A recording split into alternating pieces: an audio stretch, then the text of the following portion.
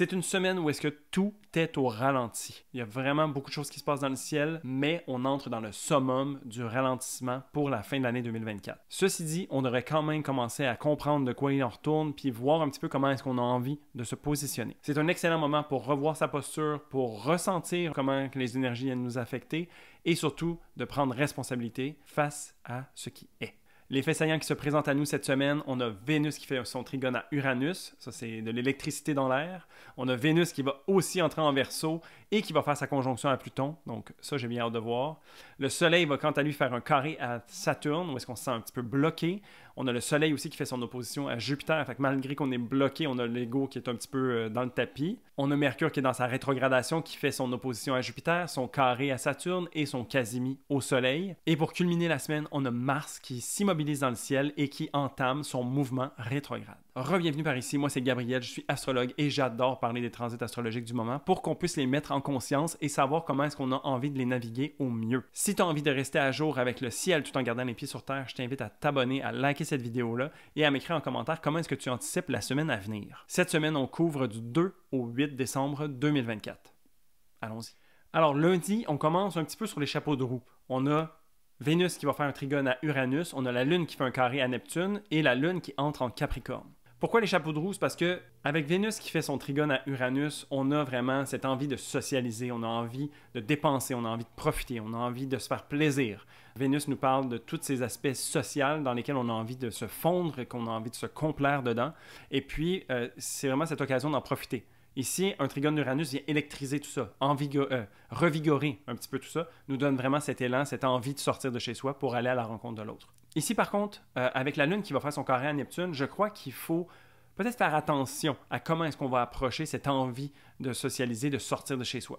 Parce que Vénus va souvent avoir tendance à prioriser le plaisir, par exemple. Et puis ici, la Lune est en carré à Neptune. C'est vraiment de faire attention de ne pas avoir à se poser la question « Mais qu'est-ce que j'ai fait? » Tout de suite après être sorti dehors. Il faut juste comme s'assurer d'être bien aligné, en fait. Si on veut surfer la vague électrique de Vénus, Trigone, Uranus, mais c'est de s'assurer de faire un check intérieur, en fait, à savoir si on n'est pas en train d'aller outre mesure ou si on n'est pas en train de se faire violence ou de peut-être répondre à un côté de soi en occultant un autre, tu sais, donc quand même essayer de trouver un équilibre ou chercher une certaine balance à travers tout ça. Parce que ultimement aussi, Vénus cherche cette unité-là. C'est juste que ici, avec le coup d'électricité que Uranus vient lui donner, ben, c'est comme si la propension au plaisir peut-être va supplanter la propension au bien-être ou à prendre soin de soi. Et donc, c'est ici qu'il faudrait faire attention.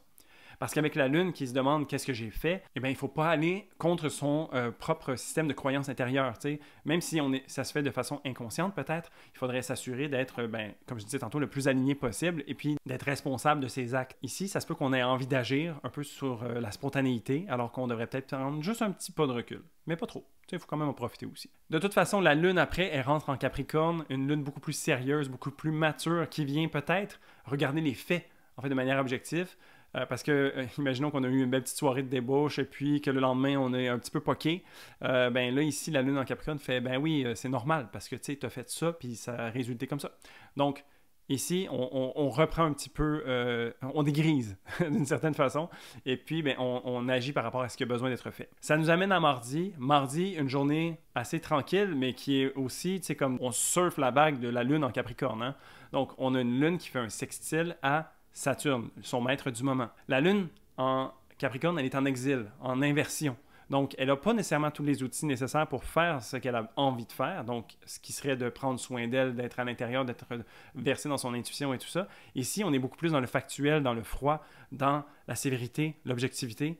Et donc, on est un peu plus détaché de nos émotions. Mais ce que j'aime bien ici, c'est que Saturne est quand même dans un signe d'eau. Et donc, il y a ce côté émotionnel, il y a ce côté de ressenti, de sensibilité qui vient être une opportunité peut-être d'adoucir cette façon plus sèche d'agir ou de se voir. T'sais. Donc, le sextile entre la Lune et Saturne vient nous offrir la possibilité de mettre en place peut-être une structure, un système pour nous aider à répondre à nos besoins. Peut-être que c'est à travers la retenue, peut-être que c'est à travers la discipline, mais c'est peut-être de ça qu'on a envie ou c'est aussi peut-être ça qu'on a besoin. Puis je pense que c'est une belle occasion de peut-être refléter sur ce qu'on a fait le lundi pour venir mettre de l'ordre dans tout ça et continuer notre chemin. Mercredi, c'est une pas pire journée. Je te dirais que le milieu de la semaine, on va le sentir comme un vrai bump in the road parce qu'il y a beaucoup de choses qui se passent. Premièrement, on a Mercure qui fait son opposition à Jupiter, on a le Soleil qui fait un carré à Saturne, on a la Lune qui va faire un trigone à Uranus, Vénus et la Lune qui vont faire un sextile à Neptune, et ensuite on a la Lune qui entre en Verseau pour faire sa conjonction avec Pluton. Méchante journée.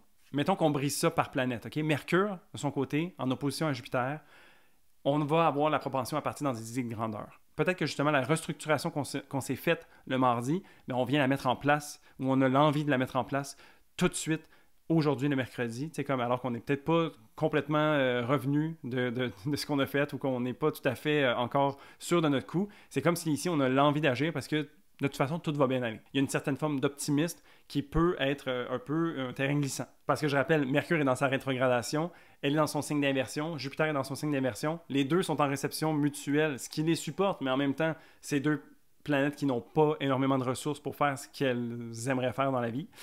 Donc, on fait avec ce qu'on a. On est très optimiste, ceci dit, et on réfléchit vite, donc on agit vite. Donc ici, c'est juste de faire attention à ne pas trop être confiant, à ne pas trop être dans sa tête.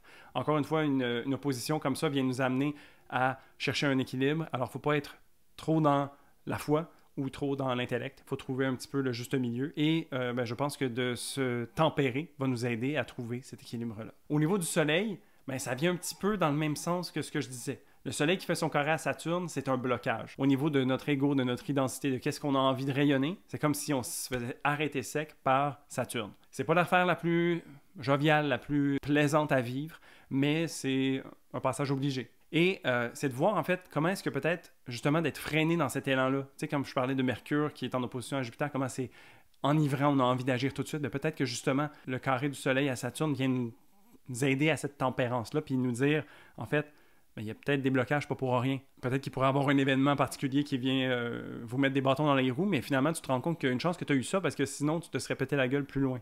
Il faut vraiment essayer de relativiser, d'avoir de la perspective, du recul un petit peu, puis c'est dans son côté positif ce que ça nous offre. Au niveau de la Lune et de Vénus, parce qu'ils partagent pratiquement les mêmes aspects, la Lune qui fait son trigone à Uranus, ça ici, peut-être qu'on a envie de partir sur un coup de tête. D'autant plus qu'il y a le sextile des deux planètes à Neptune, c'est cette envie d'évasion. Spontanément, peut-être qu'on a envie de sortir de ses limites, de faire de quoi sans penser, sans réfléchir, juste foncer. C'est quand même une bonne journée parce que j'ai l'impression qu'il y a deux forces qui nous tirent dans deux directions différentes. D'une part, on se sent bloqué, de l'autre part, on a envie de traverser la barrière. C'est même pas de l'enlever, c'est carrément de la traverser ou de rebrousser chemin pour aller dans une autre direction carrément. Il y a cette volonté d'évasion, cette volonté de spontanéité. Je dirais que de ressentir aussi à l'intérieur parce que la Lune prend un rôle important et plus privé, personnel, et de voir en fait comment ça vient s'accorder avec un système de valeurs qui nous habiterait, qui serait représenté par Vénus. Parce que tout de suite après ces contacts-là, il y a le contact entre la Lune et Vénus qui va se faire ressentir, et donc c'est comme s'il y avait cet amalgame, cette alchimie qui se passe entre les deux planètes,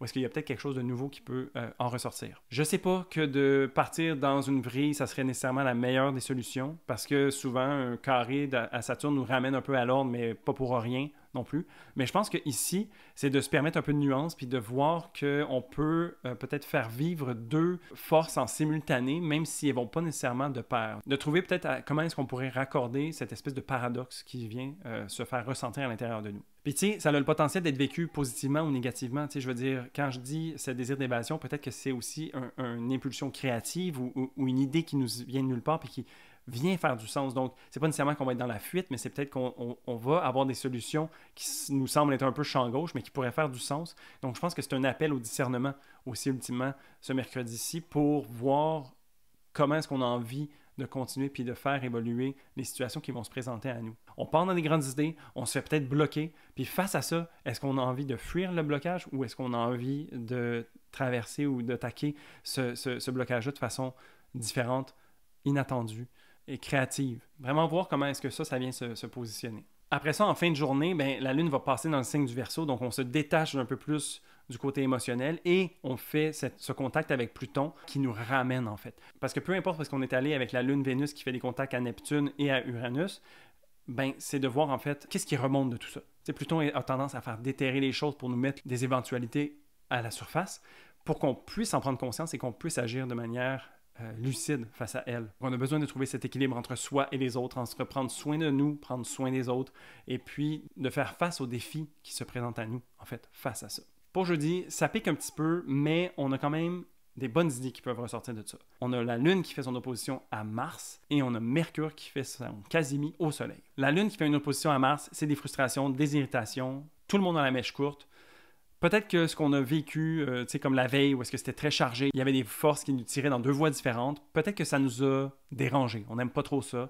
Ça vient nous rendre aigris, peut-être ça vient nous rendre hostile face à l'extérieur. On a peut-être goût de faire, aller donc tout chier de toute façon, puis penser juste à soi. Je pense que ici, Mars nous amènerait à couper avec certaines choses qui nous dérangent. Pas nécessairement de façon négative, parce que ici, c'est comme si on allait dire, je vais prioriser moi, ma santé, mon bien-être face à ceux des autres, donc je coupe. Et puis à voir dans quelles circonstances ça se présente. Je veux dire, des fois, ça peut être bénéfique d'utiliser une énergie martienne comme ça, mais tout dépendamment du contexte, est-ce que c'est vraiment ça qu'on va avoir envie de faire? C'est jamais une bonne idée, je crois, d'agir sous le coup de la colère. Donc, imaginons qu'il y a une certaine frustration, une colère qui est présente. Essayons peut-être de la canaliser de façon bénéfique, qui peut nous servir ou servir à autrui. Ceci dit, Mercure qui fait son quasimi au Soleil. Donc, un quasimi, c'est quand une planète est au cœur du Soleil. Une conjonction parfaite. Ça vient marquer le mi-chemin de la rétrogradation de Mercure et c'est souvent à ces moments-ci que, suivant les aspects que Mercure aura fait dans le passé, dans sa période d'ombre par exemple, c'est comme si à ce moment-ci, tout venait s'éclaircir. C'est comme si il y avait une percée dans les nuages, puis là on voyait le beau ciel bleu, on est comme « Oh wow, enfin on en est sorti », mais c'est juste la moitié. C'est vraiment important de porter attention ici aux idées qu'on a, à la manière qu'on a de penser, les choses qui se présentent à nous, parce que c'est comme si, pendant ce passage au cœur du Soleil, Mercure était exalté, amplifié, et se voyait avoir des épiphanies, des moments eureka, en fait, qui font prendre potentiellement une tournure complètement différente à ce qu'on était en train de vivre. C'est pour ça que dans une rétrograde, on fait face à certains transits, on les revisite lors de la rétrogradation, et quand on les revisite une troisième fois, une fois le mouvement direct repris, mais c'est là que tout fait son sens puis qu'on peut le mettre en action. Donc ici, on est vraiment dans la prise de conscience des actions futures à prendre. Vendredi, c'est une journée que j'attendais depuis longtemps. C'est une pas pire journée aussi. C'est une pas pire semaine, on s'entend, mais tout est au ralenti, je le rappelle. Vendredi, on a la Lune qui fait son sextile à Mercure, on a la Lune qui fait un trigone à Jupiter, jusque-là tout va bien. On a la Lune qui va faire un carré à Uranus. Ici, ça peut tirailler un petit peu. On a Mercure qui fait son carré à Saturne, mais ça on connaît maintenant. Et il y a Mars qui va entamer son mouvement rétrograde. On va commencer par la Lune. La Lune, dans le fond, c'est vraiment de porter attention à comment est-ce que ces prises de conscience-là viennent prendre forme dans notre corps. Je ne sais pas si vous vous rappelez, mais la semaine passée, avant la nouvelle Lune en Sagittaire, on a eu un sextile de la Lune à Mercure. Puis je disais, prenez note des choses qui vont se présenter ici parce que ça va être pertinent lors de la nouvelle Lune. Mais là, on est comme post ça, mais de l'autre côté. Fait que ça commence à prendre forme, en fait. Ça commence à venir se ressentir dans notre corps, de savoir comment ça vient nous faire sentir. Puis, est-ce que c'est aligné? Est-ce qu'on est bien avec ça? Est-ce que ça vibe? Des opportunités ici d'aligner ses besoins à sa pensée. Une manière d'exprimer comment on se sent à l'intérieur pour peut-être trouver des gens qui pensent comme nous, pour peut-être être capable de mettre des mots sur des ressentis, ce qui fait du bien parce que ça apaise le mental, en fait, de comprendre enfin certaines choses. Donc ici, c'est ça l'opportunité. Avec Jupiter, le trigone, ça, c'est cool parce que, dans le fond, on s'ouvre à plus grand. On a peut-être des nouvelles possibilités qui s'offrent à nous. On n'est pas nécessairement prêt à tout faire maintenant, mais c'est comme si on voyait la lumière au bout du tunnel, donc ça nous donne espoir, ça nous donne envie de continuer d'avancer. Mais tout ça, il ne faut pas partir non plus genre dans des grandes idées tout de suite, comme il faut se ramener. Mais c'est là que j'utiliserais le carré de la Lune à Uranus pour venir nous rappeler, en fait, de comme, OK, peut-être que j'ai toutes ces prises de conscience, cette foi, cet espoir qui renaît en moi, mais il y a quand même peut-être quelque chose. Toujours dans cette période de rétrogradation, si je fais un check à l'intérieur de moi, est-ce que je me sens vraiment bien sur tous les points? Au niveau de Mercure, je dis on connaît parce que c'est la deuxième fois qu'on va avoir ce carré à Saturne. Maintenant, on est dans la rétrogradation. Donc, ça commence à prendre un petit peu plus de sens, en fait. On a déjà ressenti ce Mercure carré Saturne lors de sa période d'ombre. Si d'ailleurs vous ne l'avez pas fait, j'ai fait une vidéo sur Mercure rétrograde en Sagittaire, donc qui explique tous les tenants aboutissants de cette période-là. Vous pouvez aller voir ça pour avoir plus de détails, mais grosso modo, c'est qu'on sent que les blocages sont plus marqués ici. C'est comme si on avait la tête dans le cul, comme s'il n'y avait rien qui allait, mais en même temps, on est dans une période où est-ce qu'on est en train de faire ce mouvement rétrograde, donc on est en train d'intérioriser tout ça, on est en train de voir comment ça se passe, et c'est normal en fait qu'on se sente un peu bloqué, peut-être. Il faut se détacher face aux résultats qu'on espérait. Il faut garder un esprit ouvert et il ne faut pas hésiter non plus à aller chercher de l'aide, à aller chercher différentes perspectives, d'aller chercher des gens qui ont peut-être plus d'expérience que nous, qui pourraient nous aviser sur les situations qui nous habitent. Et pour finir donc, ce vendredi, on a Mars qui entame son mouvement rétrograde. Ici, c'est un transit qui va durer jusqu'à début janvier. Okay? Mars, pendant cette période-là, va s'être promené entre le signe du Cancer et du Lion pendant au moins, je dirais, 6 mois. Alors, ça fait beaucoup. Et ce qui est intéressant ici, c'est que cette rétrogradation se passe dans le signe maîtrisé par le Soleil et maîtrisé par la Lune. Donc, tout ce qui a trait à l'esprit et au corps. J'ai vraiment l'impression que cette rétrograde de Mars, qui va toucher à la manière qu'on a d'agir dans le monde, nos actions, la relation qu'on a à la colère, à la créativité, à l'assertivité, à notre autonomie, à notre affirmation de soi, va venir prendre son sens, mais comme à un niveau global. Parce que c'est autant dans notre esprit que dans notre corps qu'on va venir faire ça. Donc, j'ai vraiment l'impression que c'est un gros réalignement qui se fait ressentir ici. Une des questions que j'aime toujours à garder en tête pendant une rétrograde de Mars, c'est de prendre conscience de comment est-ce qu'on agit par rapport à comment est-ce qu'on réagit. Parce que la réaction, en fait, c'est de refaire une action plusieurs fois. Souvent, les réactions sont basées sur des éléments passés qui nous ont amenés à agir d'une certaine manière. Et puis, on se construit là-dessus, puis on continue de perpétuer ces actions-là. Donc, ça devient des réactions. Mais si on prend, en fait, le pas de recul, qu'on se permet de revoir, en fait, ces réactions qui nous habitent, c'est quoi les potentiels triggers qui viennent nous lancer dans ces réactions-là? C'est quoi les événements déclencheurs? Et puis, de se permettre d'avoir de la perspective, de la conscience sur ça, va peut-être nous permettre de choisir une action différente, de décider de faire un changement, de créer une transformation qui va changer l'histoire qu'on est en train de se raconter.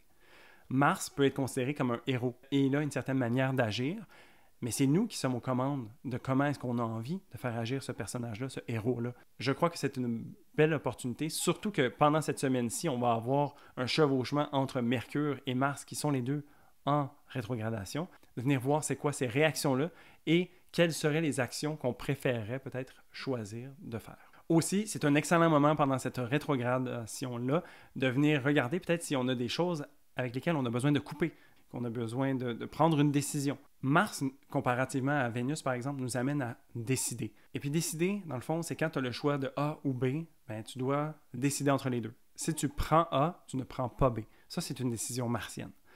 Une décision qui serait plus de l'ordre vénusienne vient nous offrir des choix, un spectre sur lequel on peut venir choisir exactement où est-ce qu'on se situe. Ce n'est pas aussi tranché au couteau. Mars nous amène dans ces décisions-là, donc, et peut-être que ça sera l'opportunité de voir où est-ce qu'on a besoin de s'affirmer davantage, où est-ce qu'on a besoin de mettre son pied à terre, de venir dire non, en fait.